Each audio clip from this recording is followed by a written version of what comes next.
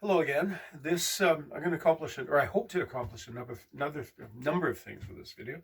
This is directed specifically to for clients down in the States who've commissioned kilts in the Cantle. I can't quite call it a tartan because it's actually the regimental tweed of the Black Watch, the Royal Highland Regiment. The regiment, of course, except for their pipers, in the Canadian and British battalions, of course, they always wore the 1A, the government universal Black Watch tartan.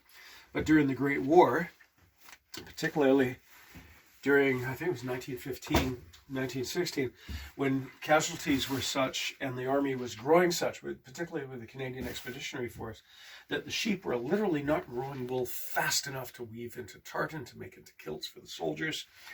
Some of the CEF battalions that were part of the Canadian Black Watch resorted to wearing kilts made in what they call Cantle, I understand, which is, again, the regimental tweed. So the commission is to build for these kilts for these gentlemen using this hand-loom stuff, and it is gorgeous stuff. It isn't, however, what I would call kilt cloth, because it's a soft cloth, and I don't think it would stand up to the hijinks, to the rough and tumble of military life, perhaps as well as the earlier stuff did. There are two examples of original kilts from the Great War, one in Perth and one in the Black Watch Museum in Canada. And in the photographs, again, it's a tweed, it's a suiting rather than a kilt material. So it's a little bit fragile. And we also see on this cloth, because you'll have a good side and a bad side, well, not a bad side, but a good side and a working side. Generally, the working side will be the side where any knots will occur. And I went over this whole piece and I can't see any knots. It's beautifully done. But on one selvage, we have a perfect selvage edge, but then we have the colored yarns from the three regimental colors, green, red, and scarlet, green, blue, and scarlet, being carried off. When they reach the end, they're brought over and then fed back in again. And this is a nice edge, except for this. And for us to use this as the kilting edge, we would have to cut each of these yarns and laboriously and by hand weave them back into the cloth. And that would be prohibitive in time and therefore in expense. So we're not going to do that. Therefore, this shall be the lower edge of the kilt. Now, this is a tuck selvage. Now, looking at the photos of the original kilts, it seemed to be a quilting selvage on both sides because that was weaving practices at the time, but this isn't. This is tucked, and as you can see, looking through the cloth, there's a bit of a weak spot right there. See where you can see right here. So what we're going to have to do is we're going to have to fold this over. We're going to have to hem it, which is something I'd promised I'd never, ever, ever do, but we have to do in this case. And there's also, again, there's a few spots like this. So we're going to have to hem it and then hand sew it along its length in just sort of a loose overhand stitch to preserve it. Now, you know my measuring system. If you've seen the video, how to measure using my system of measurement, that I am different from all other kilt makers, except ones I've trained, I should say, in that I measure to the natural waist, and then having found the natural waist, I go down 2.5 inches on the standard male figure, and that's where I locate the strap and buckle. The earlier measuring method was to take the natural waist, put the strap and buckle there, and then add a rise of a couple or 3 inches above that. I don't do that. Normally I don't do that because we found that my measuring system makes for a more comfortable kilt.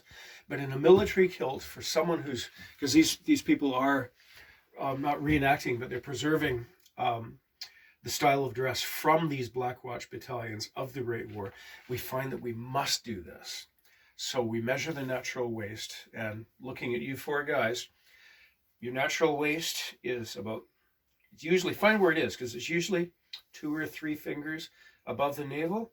What I want you to do, find that spot, take your right hand, lay it like that, and then measure yourself or have someone measure you here, and then tell me what that is. Also the difference, well, I know the difference is it's that, but tell me what this measurement is, because even the most globular of us is still a bit of an hourglass. So the natural waist, because of the musculature and because of the rib cage, you come in from the hips, you come into the waist, and then you go out again because of the rib cage.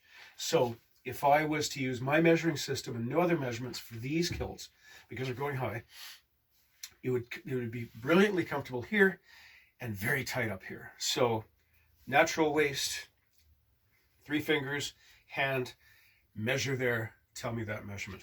Because the reason why we're going high is that these fellows will be occasionally, or however often, they will be wearing the pattern 1908 web equipment. And the belt on the P08 comes right at about where the top of the kilt is. Now, if we have a high military kilt, that's well and good. But if we have my measurement, and you're wearing the P08 webbing, if you bend down and stretch or do anything, your kilt is going to spill out from underneath the coat. Underneath the web belt, and it's going to be horribly unprofessional and ugly and uncomfortable, and we don't want that at all, do we? So there we go. Lovely bit of cloth. There's our revised measurements. I'll keep you posted as this project carries on, because none of these people are in town. This is one of these long distance bespoke commissions, which, as you can see, is turning my hair quite white. So, but I'm confident that with that extra bit of measurement, that it'll come out all right. So there we go. Thank you very much. One last thing, guys. I need you to send me pictures dressed in this trousers and shirt, taken from the front, side, and rear, so that I can learn your stature, your physiology, your posture, and everything else. Taken from the side, I can see what direction your hips are, whether they're, if they're, basically, it's the extra information that I need on top of those measurements that you sent me. So it shows me the posture, it shows me your stature, and the rest of that stuff. And again, sending me a picture in a kilt doesn't really do me much good, because the Highland dress pretty much hides everything that I need to see. So shirt and trousers, please, front, side, and rear. Carry on.